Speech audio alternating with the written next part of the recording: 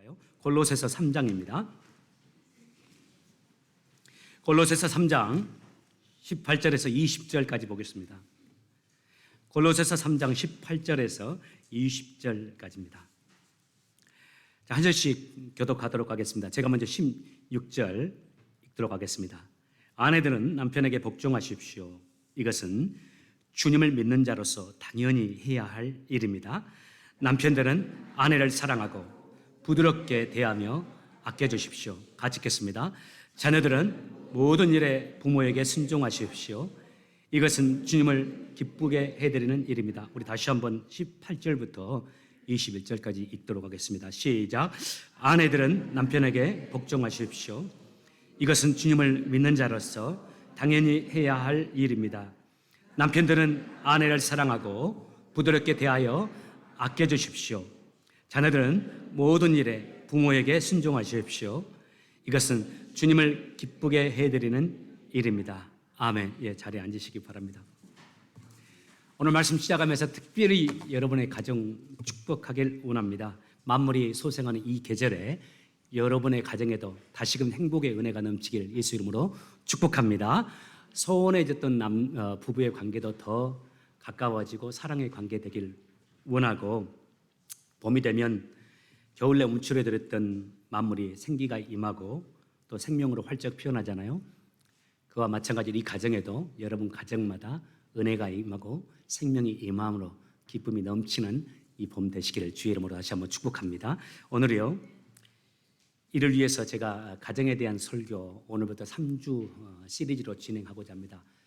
한 2014년 한 9년 전에 제가 가정 시리즈 설교를 한 적이 있어요. 그 설교들을 좀 간추려서 또 그 설교들을 기반으로 해서 좀 더 수정하면서 말씀을 전하고자 합니다. 가정을 사랑하고 가정이 하나님의 뜻이 이루어지기를 원하는 것이 다 저희들의 소원인데요. 그런 하나님의 은혜가 임하기 위해서 하나님의 말씀, 하나님이 우리에게 무엇을 원하시는지 말씀을 통해서 나누고자 합니다. 조금 이른 면이 있지만은 제가 광고의 말씀을 때가 되면 드리려고 했는데 좀 말씀을 먼저 드립니다. 제가 11년 만에 이제 부모님을 뵈러 한국으로 4월 11일 날 약 한 달 정도 나갑니다. 작년에 가려고 했는데 아시다시피 지붕에 일이 생겨가지고 못 가고, 저희 부모님 정말 기쁨으로 기다렸는데 이번에는 오지 그러면서 이제 기다리고 계신 양가 부모님들, 예, 갈 겁니다 이렇게 했는데, 한 달 동안 제가 4월 11일 날 가서 있어요. 그리고 가정에 대한 설교는 5월 달에 전해야 되는데 제가 한국에 5월 달에 있기 때문에 땡겨서 지금으로부터 한 3주 정도 가정에 대한 설교의 말씀을 전하고자 합니다. 첫 번째는 남편들에게 주시는 말씀, 두 번째는 아내들에게 주시는 말씀, 그 다음에 세 번째 부모와 자녀에게 주시는 말씀, 이 세 가지 말씀을 가지고 전하고자 합니다. 첫 번째는 오늘 남편들에게 주시는 말씀을 같이 나누고자 해요. 여러분에게 한 2번 정도 소개했었는데 다시 한번 미국에서 있었던 한 일화 소개하면서 말씀 시작하고 싶어요. 한 여성이 한 남성을 만나서 결혼을 하면서 행복한 삶을 꿈꿨습니다. 그런데 결혼했는데 그녀와의 바람과는 달리 그녀가 결혼한 그 남편이 그녀를 매우 힘들게 했습니다. 도저히 이제 살 수 없는 상황이 되어서 그 남편과 눈물을 흘리면서 헤어지는 아픔을 겪어야 했습니다. 이번에는 좋은 남성을 만나서 정말 좋은 가정을 그리고 새로운 인생을 시작해야 되겠다 하는 마음으로 재혼을 했습니다. 그런데 이번에는 참 안타깝게도 두 번째 만난 남성은 첫 번째 만났던 남성보다 더 힘들게 하고 더 모난 부분이 많은 겁니다. 성격이 더 모나서 거친 말을 내뱉고 심지어는 육체적인 학대까지 하는 거예요. 그래서 그녀가 두 번째 결혼 생활을 통해서 몸과 마음이 다 병들게 되었습니다. 그런 그녀가 그 남편과 헤어지고 일정 기간을 홀로 지내다가 자신을 사랑하는 한 남자를 만나서 이제 그 남성에게 자신의 마지막 삶의 희망을 걸고서 세 번째 결혼을 합니다. 그런데 안타깝게도 이 세 번째 남편마저도 그녀에게 심각한 폭력을 행사합니다. 그로 인해서 이 여인의 마음이 상할 대로 상하고 부서질 대로 부서졌습니다. 그래서 결국 정말 원치 않았지만 눈물을 흘리면서 세 번째 결혼도 이혼으로 마감해야 했습니다. 그때 그녀에게 13살 먹은 아들이 있었어요. 이 아들에게 이 어머니가, 이 여성이 늘 두 가지를 가르쳤다고 그래요. 첫 번째, 사람 믿지 마라. 어느 누구도 믿지 마라. 두 번째, 사람을 사랑하지도 말아라. 이 어머니가 이 아들이 자신의 직장에 전화하는 것도 허용하지 않았다고 합니다. 그리고 어머니에게 사랑을 표현하는 아들의 사랑 표현, 자신에게 사랑도 표현하지 말라고 했다고 그래요. 그런데 다행히도 이 아이가 IQ가 상당히 뛰어나서 공부를 곧잘 했습니다. 학교 생활을 잘 하다가 그런데 시간이 지나면서 가정에 어려움이 있고 부모가 어려움이 있다 보니까 아이가 상당히 적대적이 되고 공격적이 되기 시작했어요. 우수한 두뇌를 가지고 있음에도 불구하고 친구들과 패싸움을 하다가 결국 고등학교를 쫓겨나서 해병대에 자원하게 됐습니다. 그런데 군대 안에서도 그의 동료들과 어울리지 못하고 싸움을 하다가 결국 불명예 제대를 하게 됐어요. 도저히 안 되겠다 하는 마음으로 이제 그 아들, 그 남성이 유럽으로 건너가서 새로운 삶을 시작하게 되었고, 그 유럽에서 한 여인을 만나 사랑에 빠지게 되었고, 그 여인과 결혼해서 다시 미국, 자기 고향 조국으로 돌아왔습니다.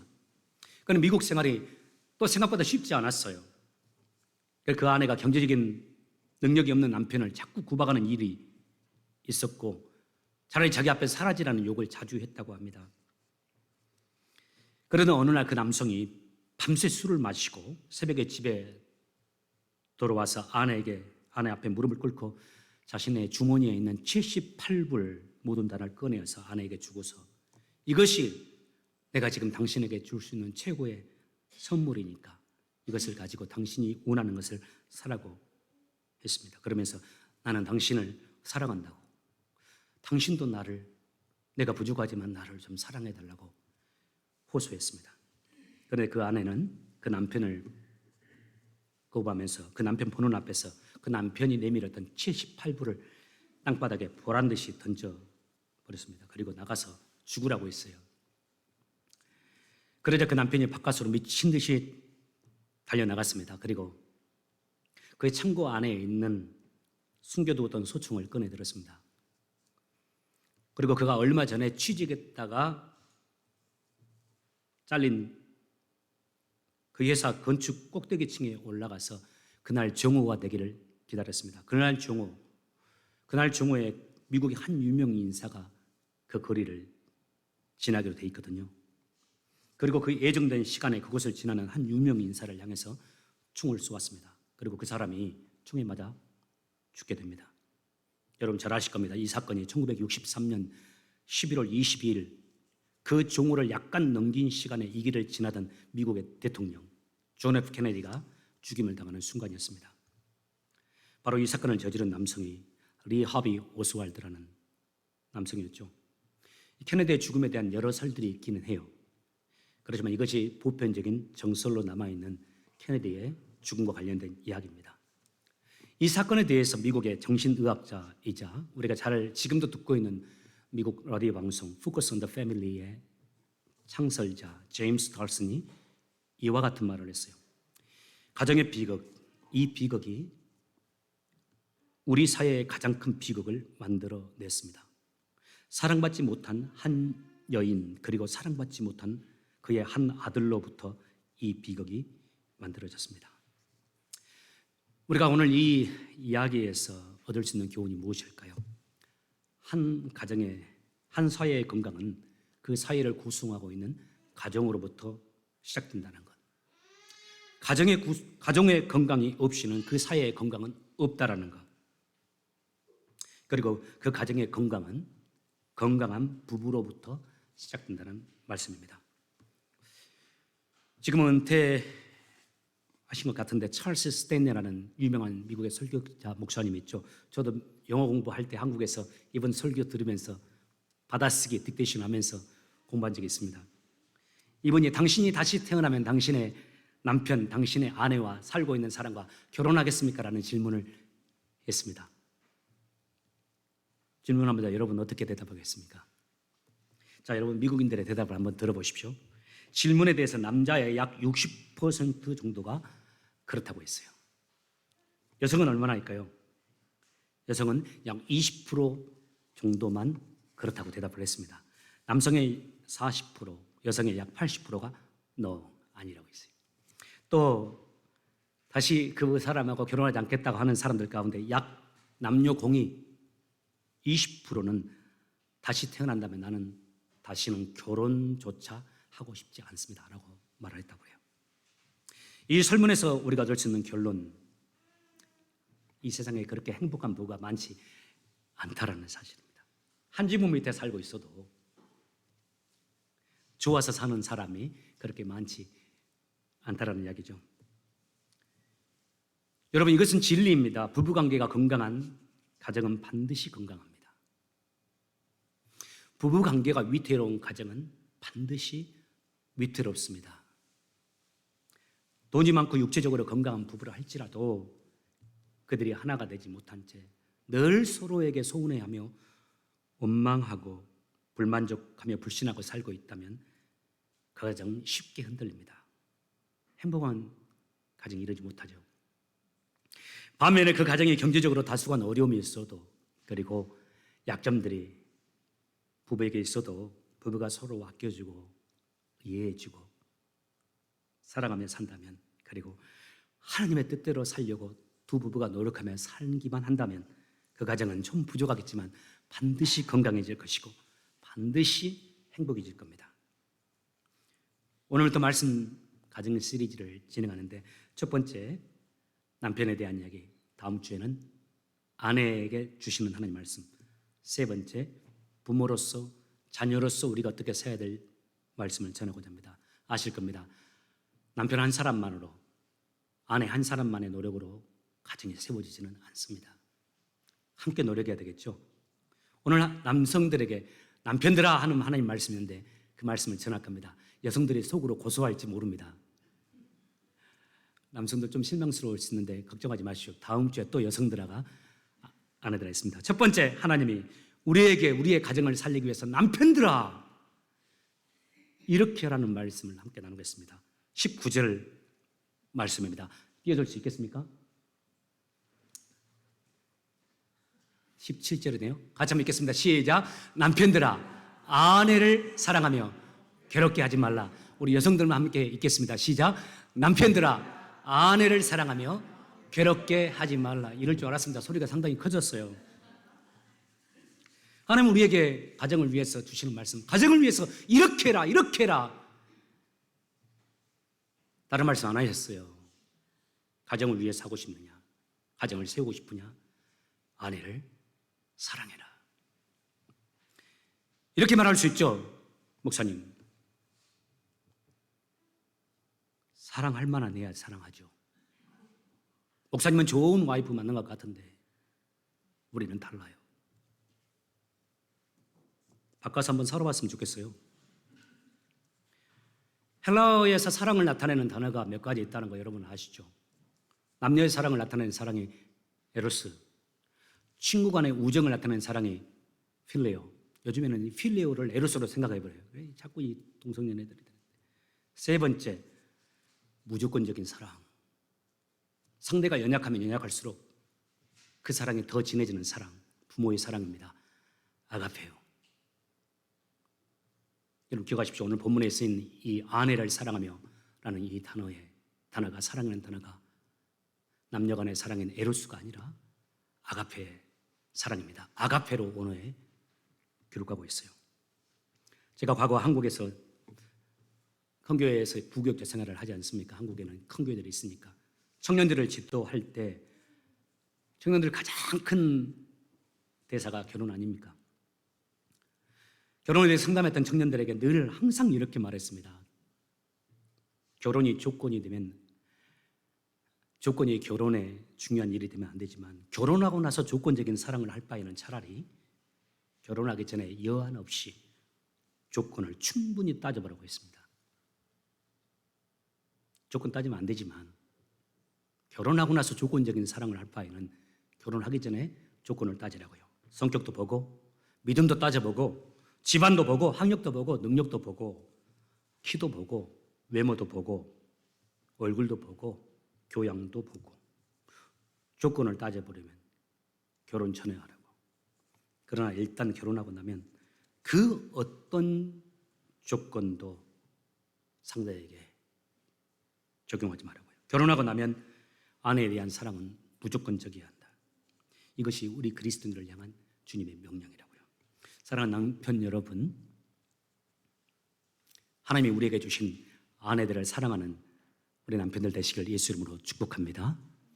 우리 남편들 아멘 할 수 있기를 바랍니다. 다시 합니다. 사랑하는 우리 남성 여러분, 하나님께서 우리에게 붙여주신 우리의 아내들, 우리의 생명을 다해 아내를 사랑하되 조건을 넘어 사랑하는 여러분 되시기를 주의 이름으로 축복합니다. 아멘. 여러분 안 할까 봐 제가 무서워서 해버렸어요. 두 번째, 남편들에게 가정을 세우고 싶으냐 주시는 말씀입니다. 다시 한번 17절 말씀. 남편들아 아내를 사랑하며 괴롭게 하지 말라. 우리 쉬운 성경은 조금 아쉬워요. 쉬운 성경이 번역이 좋을 때도 있는데 원문에서 종종 벗어날 때가 있어요. 그래서 버전을 좀 바꾸고 싶을 때가 있어요. 성경 버전을. 쉬운 성경에는 남편들아 아내를 사랑하며 부드럽게 대하며 아껴주십시오. 남편들이여 아내를 사랑하며 부드럽게 대하고 아껴주십시오. 말은 좋은데요. 좋은 말인데 원어에는 조금 다릅니다. 원어에서는 아내를 괴롭게 하지 말아라고 했어요. 이 괴롭게 하지 말라는 이 단어가 원어로 피크로스라는 단어입니다. 누군가를 힘들게 하는 단어인데요. 이 단어가 육체를 힘들게 할 때 쓰이는 단어가 아니라 이 마음, 이 정서와 관련된 단어입니다. 마음을 아프게 하고 상처를 입히는 행위를 말해요. 우리가 독한 말로 누군가에게 상처를 입히잖아요. 무례한 말로 무례한 행동을 하면서 상처를 줄 때 쓰이는 단어. 상대의 인격을 모독하면서 상처를 주는 행위를 말합니다. 저는 오늘 말씀 준비하면서 얼마나 가슴이 아팠는지 모릅니다. 저는 진심으로 하나님 앞에 회개했고 또 회개합니다. 저도 아내에게 피크로스 한 적이 있었거든요. 와이프에게 정식적으로도 용서도 구해야 될 것이라 생각을 합니다. 저도 와이프의 마음을 아프게 한 적이 많아요. 여러분 질문입니다. 왜 하나님께서 아내들의 마음을 아프게 하지 말라고 남편들에게 말씀하셨을까요? 베드로전서 3장 7절이 그 이유를 우리에게 잘 말해줍니다. 베드로전서 3장 7절에 이렇게 말해요. 남편된 자들아 이와 같이 지식을 따라 너희 아내와 동거하고 저는 더 연약한 그릇이요 또 생명의 은혜를 유업으로 함께 받을 자로 알아 귀히 여기라. 저는 와이프를 말합니다. 더 연약한 그릇이요. 이 말이 아내들이 우리 남편들보다 육체적으로 연약한 그릇이라기보다는 정서적으로 훨씬 더 약하고 감성적이고 정성적인 존재들이라는 사실이에요. 그래서 우리가 무심코 던진 말 한마디가 아내들을 완전히 죽게 만들 수도 있습니다. 또 혹은 우리가 쉽게 말한 아내를 무시하는 말들 아내에게 가슴에 치유될 수 없는 큰 상처를 입힐 수도 있습니다. 저도 여러분과 마찬가지로 결혼 생활을 하고 있잖아요. 1997년도 4월 5일 날 제가 신학생일 때 결혼을 했습니다. 이제 26년째 아내와 결혼 생활을 하고 있는데 지금까지 결혼 생활을 하면서 제가 26년간 느낀 몇 가지 느낀 점이 있는데 그 중에 하나가 이겁니다. 내 가정의 행복과 웃음은 대부분 다 내 아내로 말미암다라는 겁니다. 나와 내 아이들이 그리고 내 가정이 누리는 이 안정감과 평화로움 그리고 풍요로움이 대부분이 내 아내와 관련이 있고 내 아내로 인해서 지탱되고 유지되더라는 사실이에요. 여러분 이 사실이 가르쳐준 교훈이 무엇일까요? 아내가 정서적으로 건강해야만 그 가정이 건강할 수 있다는 겁니다. 아내가 세워지지 못하면 그 가정의 행복과 그 가정의 풍요로움은 한낱 신기루일 수밖에 없습니다. 아내를 괴롭게 하지 말라는 이 말씀, 특별히 우리 한국인들이 좀 기억은 해야 될 것 같아요. 물론 우리 교회는 또 예외가 되는 것 같아요. 우리 남성들, 여성들은 좀 동의할지 모르지만 제가 보기에는 우리 교회 남성들은 무척 잘하는 사람입니다. 여성들이 별로 정말이에요. 제가 봐도요. 남성들 그래도 여성들을 괴롭게 하는 일 없게 바랍니다. 세 번째, 하나님께서 우리들의 가정을 위해서 남편된 우리들에게 주시는 말씀, 다 같이 베드로전서 3장 7절 읽어보도록 할까요? 같이 읽겠습니다. 시작. 남편된 여러분은 아내를 잘 이해하며 함께 살아가십시오. 세 번째입니다. 아내를 사랑하되 지식에 따라 사랑하라는 말씀입니다. 이 말씀은 진심으로 아내를 사랑하는 남편에게 또 진심으로 아내를 사랑하고자 하는 사랑하고자 하는 남편에게 주시는 말씀입니다. 영어 성경에는 아주 잘 나와 있죠. 사랑하되 어떻게 사랑하라고요? According to knowledge입니다. 지식에 따라서 사랑하는 거죠. 내 마음 알잖아. 그것만은 안 됩니다. 우리 마음대로 다 되었다면 우리 자식들 지금 다 최고의 사람 되어야 될 겁니다.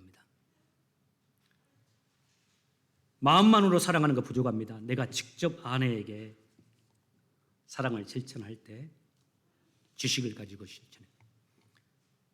아내를 사랑하고 싶다면 아내에 대한 지식들이 좀 필요합니다. 아내가 무엇을 원하는지, 어떻게 할 때 아내가 가장 행복해하는지, 그리고 아내가 가장 좋아하는 것들이 무엇인지, 이 부분을 이야기하는데 좀 앞에서 듣고 있기 때문에 좀 쑥스럽네요. 저도 잘 알고 있나 질문이 들었어요. 두란노 아버지 학교 섬겼던 김성목 장로님 책에 어떤 한 기독교 여성, 크리스찬 여성이 쓴 다음과 같은 글이 실려 있더라고요. 기독교인 여성인데 이 여성이 김성목 장로님에게 제출했던 편지 내용 같아요. 제가 소개하겠습니다. 우리 남편은 이벤트를 참 잘해줍니다. 그러나 문제는 집안일은 나 몰라라 합니다. 심지어는 출근한 뒤에 보면 그가 이용한 화장실은 물폭탄 맞은 것 같은 곳이 되고 또 그가 사용한 수건들 가운데 한 장은 장롱 속에 또 한 장은 침대 위에 던져놓고 그냥 나가기도 합니다.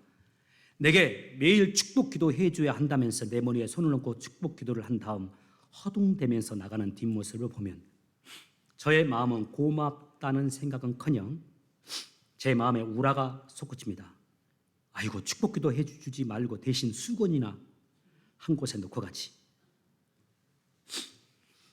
어떤 때는 남편이 나를 무시하고 미워서 골탕 먹이려고 일부러 저러나 라고 생각한 적도 있었습니다. 그런데 어느 날 남편이 아침부터 바빠서 종종거리는 나를 돕고 싶어서 그랬는지 아니면 나를 배려하는 마음이 생겨서 그랬는지 남편은 침대를 말끔히 청소하고 침대 커버까지 씌워놓고 난 뒤에 내게 축복 기도를 한 후 출근을 했습니다. 그래서 내가 축복 기도 받은 후 남편을 살짝 포옹하고서 집을 나서는 남편에게 이제야 당신이 나를 사랑하는 것 같네 라고 말했습니다. 남편은 깜짝 놀라며 왜 그런 생각이 드느냐고 내게 물었습니다. 저는 말했습니다. 침대를 말끔히 정리해 주는 걸 보니까 라고 말했는데 그 대답을 들은 남편은 어리둥절해하며 그래? 하더니 고개를 갈등하며 이해할 수 없다는 표정을 지었습니다. 그런데 놀라운 일이 벌어졌습니다. 그 다음 날부터 남편은 샤워한 후 목욕탕을 깨끗이 정리하기 시작했습니다. 수건도 하나만 사용했고 또 그 수건으로 목욕탕 거울, 벽, 바닥까지 물기를 제거한 후 세탁기에 넣기 시작했고 아침밥을 먹은 후에는 설거지까지 해주곤 했습니다.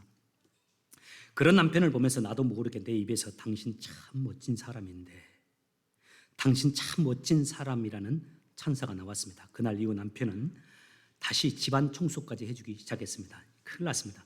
그러면서 우리 두 사람은 급속도로 가까워지기 시작했습니다. 남편의 변화된 모습과 내가 더 이상 남편을 부담스러워하지 않고 편안하게 대하는 모습을 보며 이상하다는 느낌을 받을 정도였습니다. 여러분 질문입니다. 예초에 남편이 그 아내를 사랑하지 않는 것이었을까요? 그 남편 분명 아내 사랑하죠. 때를 따라 이벤트를 한대요. 매일 아침 축복 기도를 합니다. 대단히 좋은 남편이죠. 그런데 그의 아내가 행복하지 않았습니다. 무엇이 문제일까요? 바로 남편이 아내에 대한 부족한 지식을 가지고 있었던 겁니다. 아내가 진정으로 무엇을 원하는지, 아내에게 진짜 필요한 것이 무엇인지를 몰랐던 겁니다. 아내가 필요로 하는 것 뭐였습니까? 좀 도와달라는 것이었습니다. 일 좀 도와달라는 것.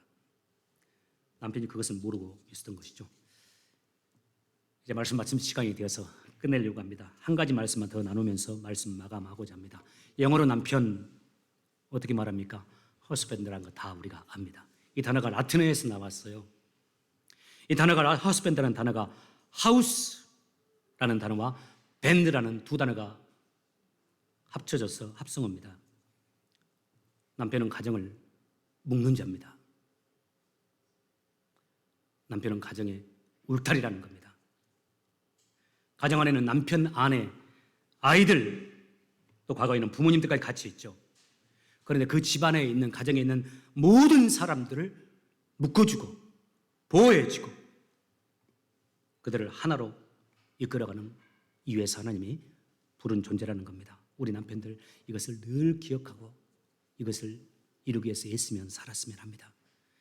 지금 오늘날 시대가 가정이 많이 흔들리고 파괴되고 있고 해체되는 상황 속에 있습니다. 많은 가정들이 정서적으로 힘들어하고 고통스러워하고 있습니다. 이 시대 속에서 우리 하나님께서 우리 남편 된 우리들의 가정을 맡기셨습니다. 사랑하는 저희들 믿음으로 기도하면서 노력하면서 하나님께서 우리에게 맡기신 가정 잘 이끌고 보호하고 세우는 저희들 남성들 되길 원하고, 이 설교를 함께 들은 우리 여성들, 우리 남편들이 그렇게 설 수 있도록 부족하더라도 이해하고 용서하고 도와주고 또 세워지는 우리 여성들 다 되시길 주의 이름으로 축복합니다. 기도합시다. 우리들을 만나게 하시고 사랑하게 하시고 하나 되게 하사 가정을 알아가신 아버지,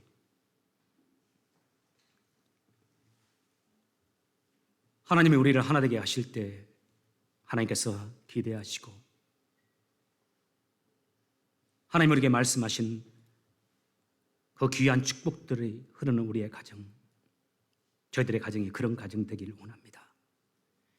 주님을 경외하는 가정 되게 하시고 상처가 치료받는 가정이 되게 도와주시고 하나님이 우리를 향한 그 귀한 뜻이 이루어지는 우리의 가정들이 되게 하여 주옵소서. 특별히 우리 남성들에게 하나님 은혜를 주시길 원합니다. 말씀을 전하는 저에게, 그리고 함께 가정을 섬겨가는 우리 남편된 우리 남성들에게 은혜를 주셔서 주님의 마음으로 아내를 사랑할 수 있도록 도와주시고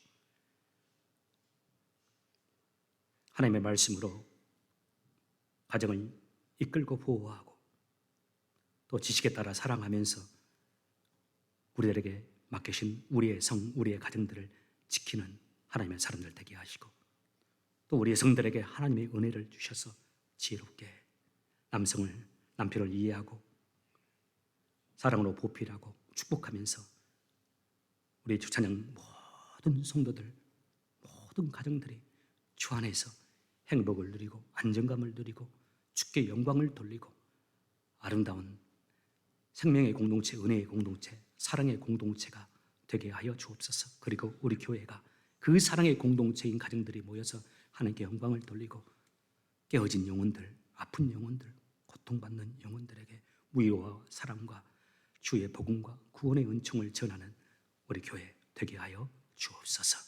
감사하며 예수님 이름으로 기도합니다.